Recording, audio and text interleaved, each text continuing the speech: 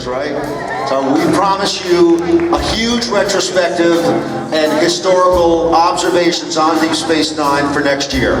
We're going to be starting our research as soon as we blow out of the show, and we'll be working with Ira and the cast on a very strong and complete retrospective review of the show. So I know you'll be looking forward to that. With no particular order in mind, we're going to start bringing out our illustrious castmates. Let's start with Mr. Jeffrey Combs.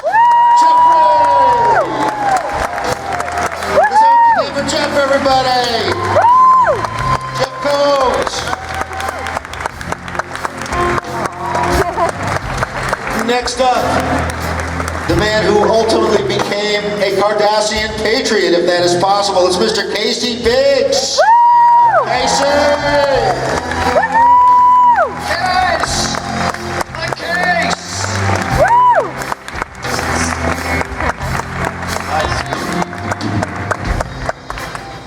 Our multi-consciousness trill. It is Nicole Boer.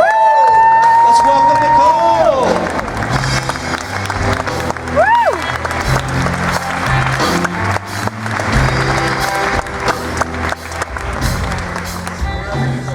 The smoothest man on the Sunset Strip or the Las Vegas Strip, it's Jimmy Darren!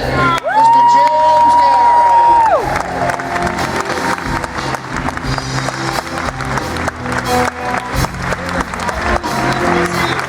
Who killed last night in the concert, right? He killed.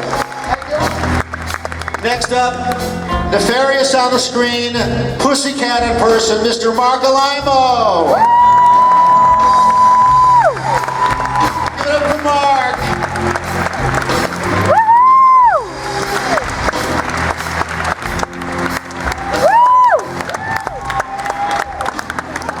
And executive producer and writer wonderkin, Mr. Ira Stephen Behr.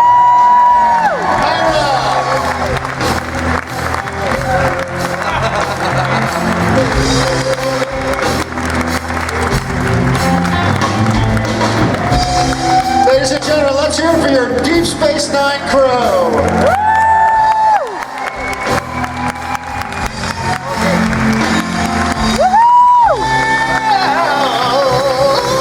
Thank you, Perkins. Nice band. Nice house band. It's fine, guys. Where's Gary? Working. He's working it. He cares so much. Don't let Jeff usurp the stage from you, Adam. Jeff, I forgive me for not remembering, but did you work with Gary on Enterprise? I did. I tortured him. Oh, you tortured him, right? Yes, you did. He took it very well. What a good man. Nice crowd. Well, Ira, you know, we in our last Deep Space Nine segment earlier, you know, it seems like it was a few weeks ago, but I guess it was a few days ago. We were touching on those themes of power, control, dominance, submission, and fascism. And I happen to notice that we have a pretty strong aggregate of fascists and apologists for fascists on this panel. So I do think we're going to have to touch a bit on that, on the entire way in which the Cardassian occupation occurred, looking at its parallels without necessarily getting too current, looking at its parallels to the real world and how you constructed that as a means of being a metaphor for our society. But then we've also got a wonderful lady representative here, Ms. Nicole Boer, who is thankfully not a fascist, and is the exact opposite, but represents a character who really was, you know, really multi-layered in that she had the consciousness of several characters, and of course, our own resident holodeck superstar, Mr. James Darren. But I thought we'd get the discussion going by Ira touching on that whole theme of power and control. You've got a Cardassian overlord seated right next to you. Yeah, I know I do. So thanks so much for putting me on the spot, sitting me next to my friend Marc over here, who we we've had, what is it, a 20-year, 25-year disagreement on whether or not, it's ridiculous to even talk about, because clearly Gul Dukat was, in Adam's words, a fascist, and as evil a human being. He had a daughter who he loved. Okay, Hitler loved children and dogs, but that doesn't mean you want to have him over for dinner. I don't know what fascist means. I can't even spell it. And as far as I know, Vic Fontaine was apolitical. Esri did. And asexual. That I do not. That's not true. I know Esri flirted with communism when she was younger, but that was in the university days. DeMar, we all know DeMar. Give it up for DeMar, who went against his upbringing and became a hero of the revolution and paid the price. Yeah, although he did kill Gull's daughter, that was kind of nasty. She was a traitor. You should know. She was one of 3. Or, I think. Or We're not talking about you, Jeff. And then you had the Neville Chamberlain of Deep Space Nine. Are you speaking about me? I was nothing but a facilitator for peace and goodwill and communion. Long live the founders. I'll leave it to a show of hands. Who's more deluded? This one over here or that one at the end? Table. Such fun. Well, let's talk about it. The evolving story of the founders and the takeover, of the attempt to take control. How early on in the development of the series did this sort of long arc concept get conceived? And at what point did you come in on it, and then what were your plans to expand upon it and ultimately conclude it? Ira? Well, thanks for the question, because I get to mention some guys who don't get mentioned enough. And that we have such a full audience makes me feel good that I can mention these names. The whole idea for the Dominion took place over season 2, which is kind of a forgotten season. We were still in the act of becoming the show, but it was myself, Robert Hewitt Wolf, Peter Allen Fields, and James Crocker. These are the guys who created the concept of the Dominion, the Jem'Hadar, the Vorta, the founders. We did it over lunch throughout basically the entire season. Mike and Rick did not know. Mike, I might have mentioned, I probably did mention, at least in passing, that we were coming up with some villains for the series, some new DS9 villains. But we didn't discuss it because, over lunch, it takes a while, especially when we were coming up with 3 different villains at the same time. So it took a long time, and those guys really don't get the credit they deserve. Season 2, in my mind, was the most important season of the show, not for the foundation that it laid of the Dominion. And, we had to go, Rick got a little upset because he had promised Rene Auberjonois that we'd never know where his people came from. Because we knew he was a changeling from season 1, but they had not at that point really figured out that he was part of that source and that this was all, they were going to be the founders. And Nothing. I see. didn't they come from Cleveland? They did come from Cleveland, the source of all mystery. So that was the thing. We had to literally sit down with Rene Auberjonois, who had no idea why he was coming up to Rick's office to meet with us. I don't know what was in his mind. He thought we were going to say to him. And then when we told him that, his people were going to be the antagonists of the show, it was like, that's what you came to tell me? It's like, if I say no, what are you going to do? You're going to stop it? So, but it was nice of Rick to give him the heads up. So that's where it began. And yes, the founders, the Vorta, the Jem'Hadar, all that took a long time to figure out. What about, how did the Cardassians fit into all that in terms of their occupation? At what point did you decide that they were going to be the occupiers? And that had sort of been kind of established a bit even from season 1, right? Yeah, I mean, that was something that Mike and Rick came up with. Michael had talked to me about the Cardassians, and at the time, I don't know if the Cardassians had even been in TNG season 3. I don't know if I knew the Cardassians that well. I don't, Well, what was the first David one? Warner came in what season? By the way, was an amazing performance from David Warner in that next. Oh, that was after me. That was after. Chain of Right. Command. Yeah. Yeah, that was 4 or 5. Right. What were you gonna say? I think the first Cardassian that people ever saw was Guldumet. Right. But what was that on? Was that on Next Generation? Yeah. Yeah.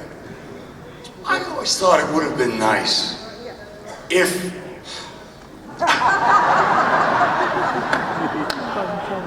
would have been nice, I'm telling you. If there had been a meeting where all of the storyline and the whole thing had been explained to us. Because when I came on, I had no idea who I was or what I was doing. Is that always advantageous, though, Ira?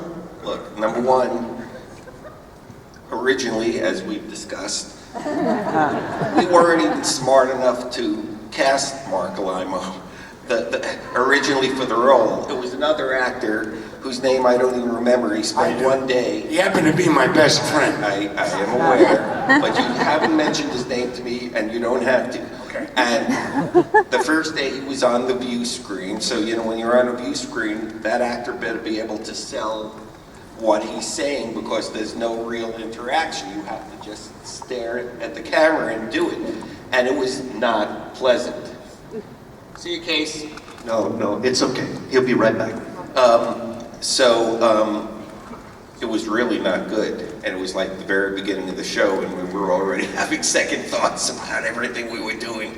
And then I think it was Pillar who said, to get you. I'm not sure. I think it was her my name, the casting woman. Junie. Junie Lowry. Yeah, but I think also Mike had, anyway, however we got him.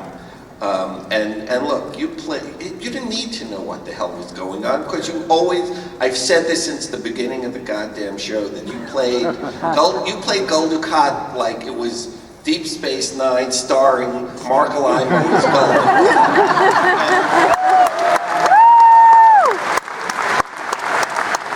And God bless you, as deluded as that might be, it made you who you were, which is this fantastic character. As wrong as you were fantastic. Thank you. So eventually, the Cardassians fell into the greater mainframe of the overall story, and they essentially became one of the dominating races that were out there to still serve the will of the founders. Yeah, well, we had to jump through hoops at him.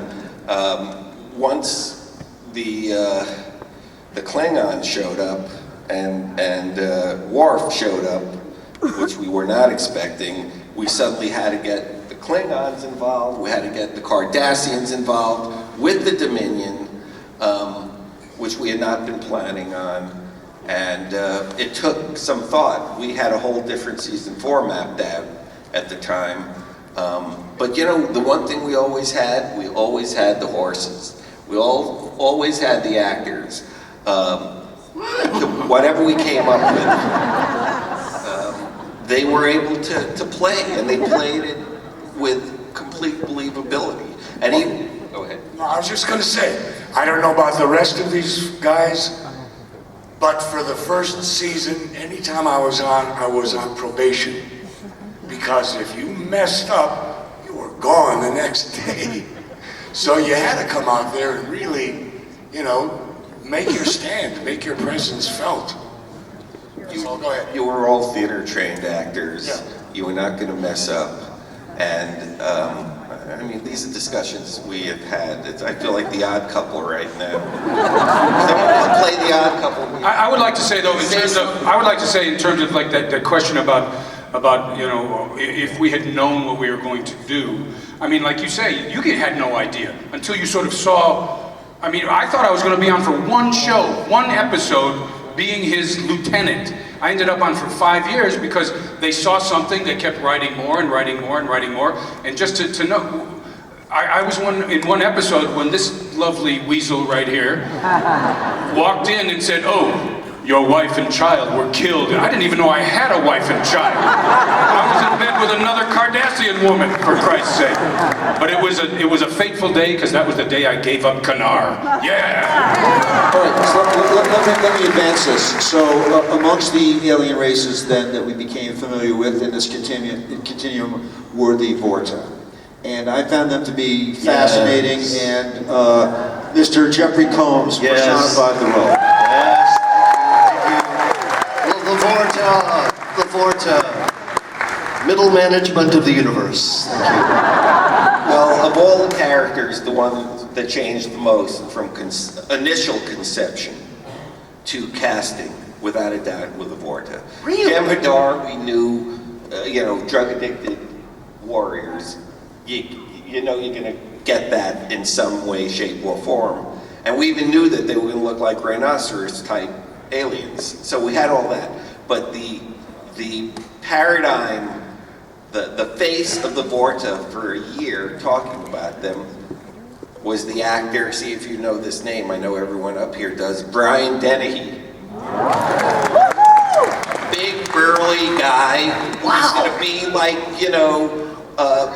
and I'm not talking about him as the president, but a Trump, a guy who came in who was a businessman. That's how he represented, as like a businessman who was always making deals and always trying to supposedly calm beefs between different races, and really had a whole different agenda. And that's what we thought it was going to be for a year as we talked it over. It was only when we started writing it that it began to change, and we saw the makeup, and that changed it even some more. And then when Jeff came and made the character his own, there you go. And kind of the funny thing about it is that the Border were dispensable. I mean, if something goes wrong with them, just clone another, right? It's not a problem. That's the brilliance of the Dominion. Yeah, but if you're that particular Vorta, you're not so happy about the fact that you're so expendable. Well, that to me is when I loved it when you guys gave Damar a sense of humor when he comes walking in there and I say, "You better be careful, I hope you're talking to Wayum number 9. And then you did. And then I did. So Jeffrey, where was your inspiration for creating the kind of smarmy character that you developed with That's who he is. He's actually anything but that, which is why. Where'd you draw that inspiration? You honestly, when I first played the Vorta, I had no idea what they looked like. I had a costume idea because I went to a fitting, but you show up at 4 o'clock in the morning and for a gig, and they start slapping stuff on you. And, you got about 15 minutes actually to make some real hard, clear, instinctive choices.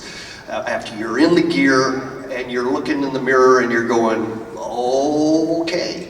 And then they knock on your trailer and say, it's time for rehearsal. Because you can only move your face. You're learning even how you're. Well, you don't even know who you are What you are, you haven't. Yeah. I still don't know who you are. Yeah, well, that's a whole other issue, Jimmy. I'm sorry, but it's just you kind of like a test pilot. You just gotta fly by this. They put you in a thing and go see if it flies. That's really the only thing I can say. You make some choices, strong ones. Well, that's when all your training and foundation as an actor has to go to work. I saw him as a member of the court, somebody who facilitated, a diplomat, smiling at everyone, making everybody feel at ease, while the shiv goes in between your ribs. When I leave here, Yes. after hearing all this jargon, Yeah. I'm going to start doing drugs. Let's get into this, because I have no idea what the heck you're talking about. You're just going to start. That's because you're not starting, that's because you've been doing them for the Oh, past I 4 have years. been.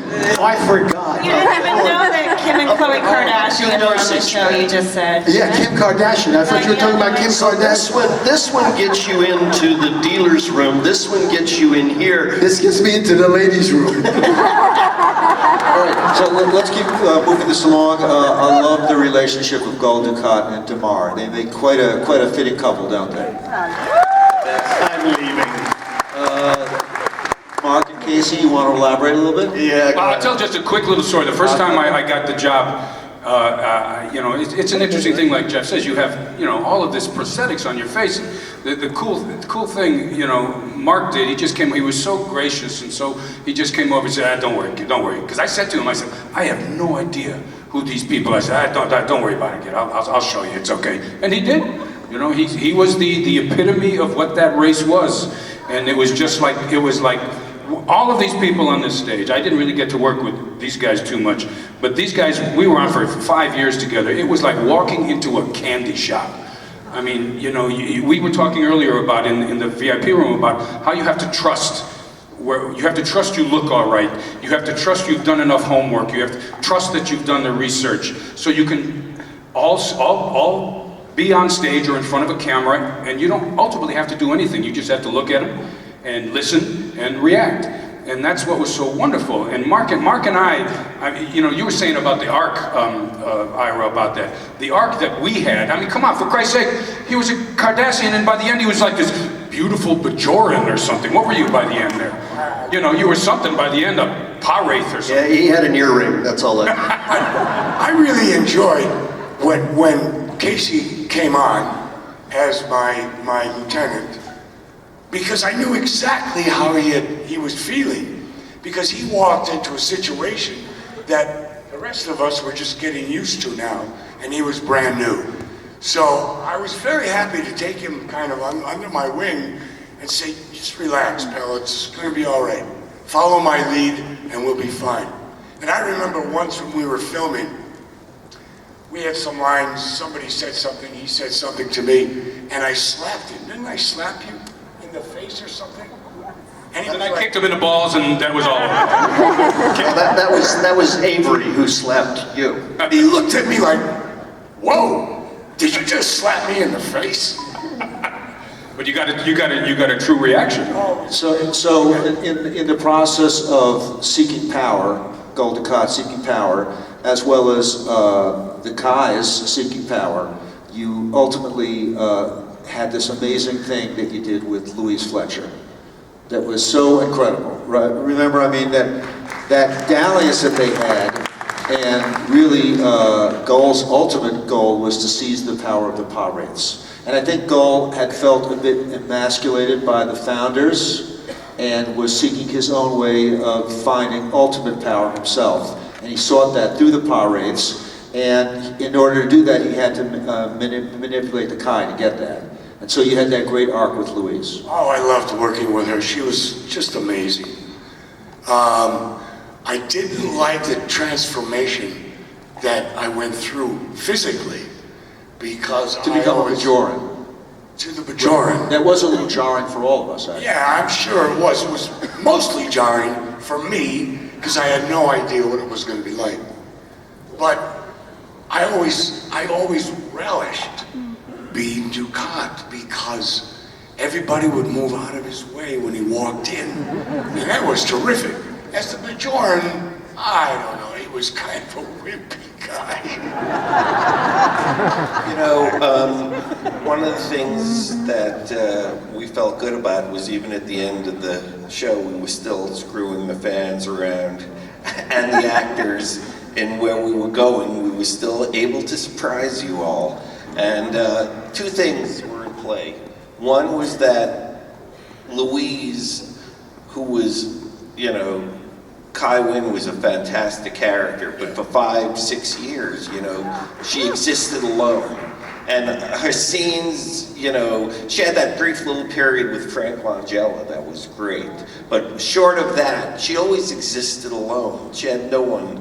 And we just thought that putting her and Dukat together, you know, it just, two lovely actors together in scenes. I wanted to see that. The thing with putting Dukat as a Bajoran, you know, this guy would never cop to it, but the fact is he was so resistant to accepting, you know, what he had done as Dukat to the Bajoran people. We just felt that we'd use that within the character to get Dukat you know, this man who had caused so much death and so much suffering, to identify with his victims and to actually become his victims. You know, we thought that was a really interesting thing that you could do in a science fiction format. And that's why we love the idea. I get it. Everyone loved him as the Cardassian, but you know what? You had that for 6 years, and we wanted to go a different way. And you know what? You played it. You might not have liked it, but as always, you played it. It was awesome. That was my job. Well, you fulfilled your job. Let's talk a little bit about Mr. James Darren and Vic Fontaine.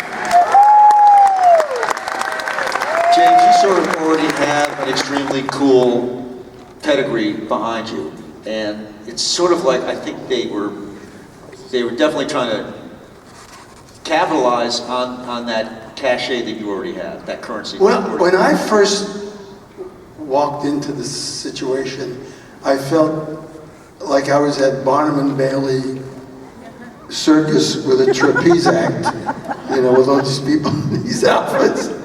But I mean, I came in, I was the only person that I could recognize, me. And I thought, what am I doing here? But it was fun, you know. I mean, I had some wisdom that I guess I passed on to the guys, especially Odo. And I had a good time. I didn't have to really dig too deep psychologically into my character like my fellow actors up here, because all I cared about was booze, broads, and brothels. I mean, it was nothing. I mean, I just had a good time, you know. I was empty-headed for the most part. Not true. That's not true. No, I was. Well, for a guy from the 50s, I was. Well, compared to them, I was not very bright. You gave sage wisdom. Yes, sure. I had a good Save time. Nog. I saved Nog. I loved him. I loved being the only one there who was abnormal. I mean, I looked at nobody else. The most normal one of them all, though. I was. You could have grounded more of a sense of reality to the whole show. And yet he's an illusion. And yes, I'm a light bulb. I mean, it's like me. It's like transporting one of us to another galaxy right now. And you're looking around and you don't recognize anybody or anything. And yet you fit in, and yet you could give them advice and Start singing. start singing. Jimmy, I have a question for you. Sure. In your mind, what was mind? your typical call time? Mine? Yeah. Mine? Yeah. I think 8 o'clock. 8 a.m. Sometimes 9. Let's get it. No, I know. I come in, and you guys be sitting in the chairs, and I say, hey, what time do you get here? 3. 3:30, 4 o'clock. Yeah, it was great. Well, I only had just that one outfit. Well, not really, but I had the tuxedo, of course, which I was in mostly, and then, of course, you know, the other casual 50s outfits. It's so funny because Ira Behr, when they hired me to do the role, Ira Behr asked me where I had my tuxedos made back in the 50s, and it was Siddig, and where did I have my shirts made? It was in that wise up on Sunset Boulevard, and Ira and we went there, and they still had my pattern. Oh my God. And Ira insisted that the tux and the shirts be made by those patterns, by the same people. Wow. Yeah, that's true. They still have the pattern. Yeah, pretty phenomenal. Okay, let's keep moving along, and let's speak a little bit to Nicole now, ladies and gentlemen. Nicole de Boer, who had the perhaps unenviable position of having to come on very late, almost at the end of the whole process, and Talk about needing a meeting to know what's going on. I mean, my God. inheriting that. And so, did you were you fearless, or did you approach this with trepidation going into a situation like this? What was your true internal feeling? My true feeling was I was very excited to do it, and but it was the one show that I didn't really know that well because I did watch The Next Generation. So, and I knew a little bit about Voyager. So I was a little nervous because I didn't have time to learn too much about this one. But, you know, the great thing about it was, and I was told to sort of play her as a new character, and I got a couple of episodes to watch and you know, try to get it and sink it in as quick as I could, but the process was pretty fast. I got down to LA, I got fitted in my, you know, my wardrobe, and then I was on the set.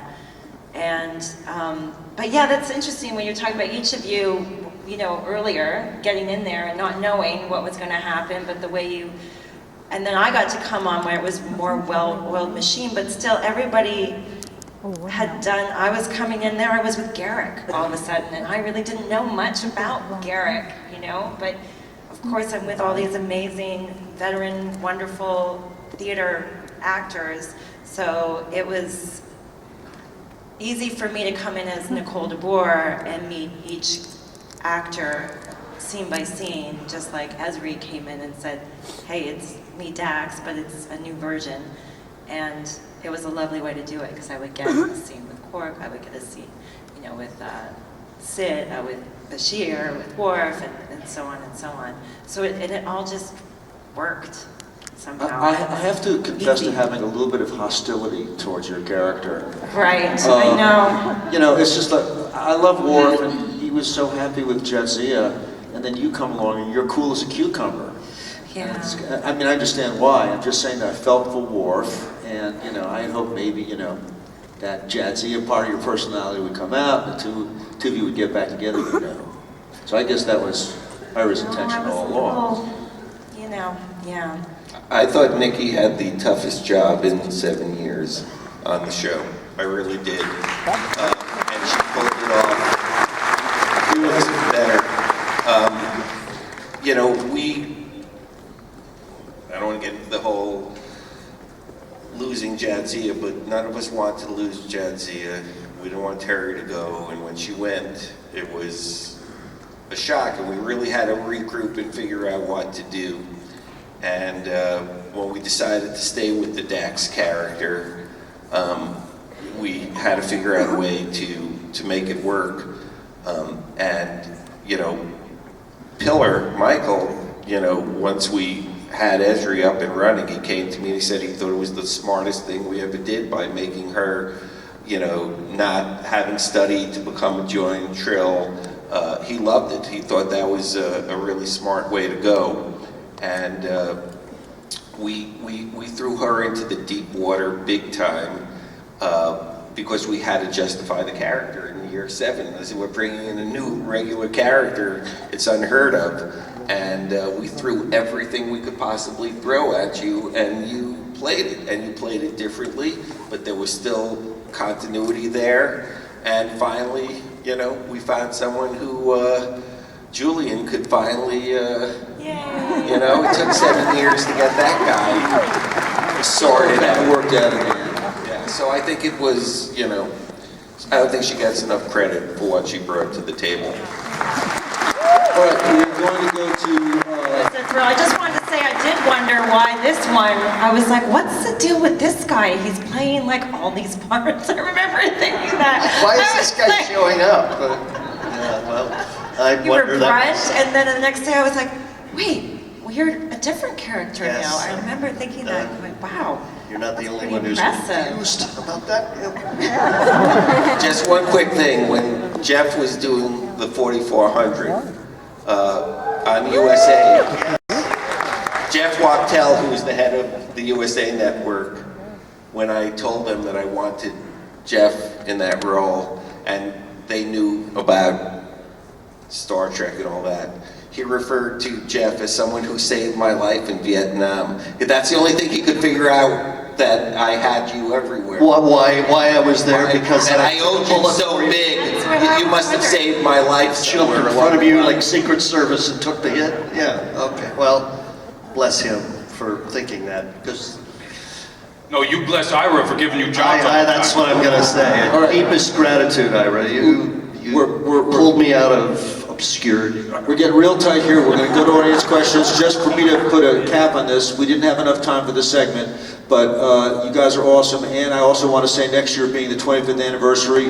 we're going to try and have all of you back and really do a full retrospective of the show. We'll dig a lot deeper, but thanks to all of you guys for that. Let's go ahead and, I see we're over here, so let's get going. In my opinion, Star Trek produces some of the finest actors of all time. This question is for all of you and Ira.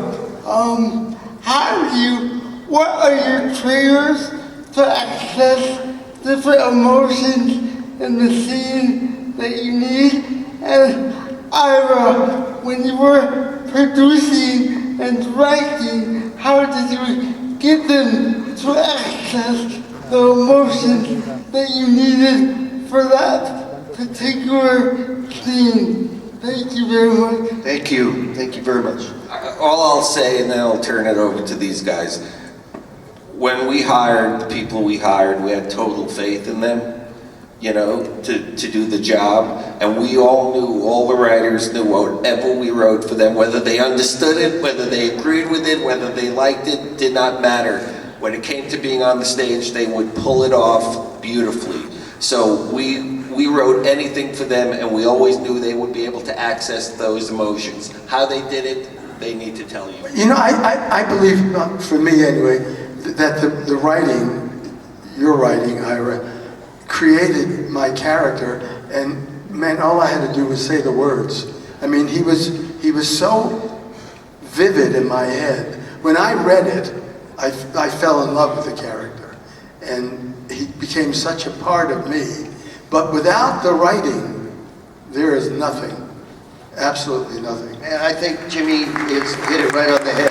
I think we would all say that our starting point, our inspiration, and our trigger was in the beautiful writing. Absolutely, no doubt about it. And as a technique, as an actor, what you have to be able to do is what we call personalize, right? I mean, anything you're given in a situation, you have to somehow personalize it, so that it's actually coming from a place that is authentic, whether it's about, you know, blowing up worlds or falling in love or being in a holodeck or whatever, but you have to have that ability to personalize it. So you, as an audience, never really have to know that I'm thinking about my dead dog or whatever the heck it is.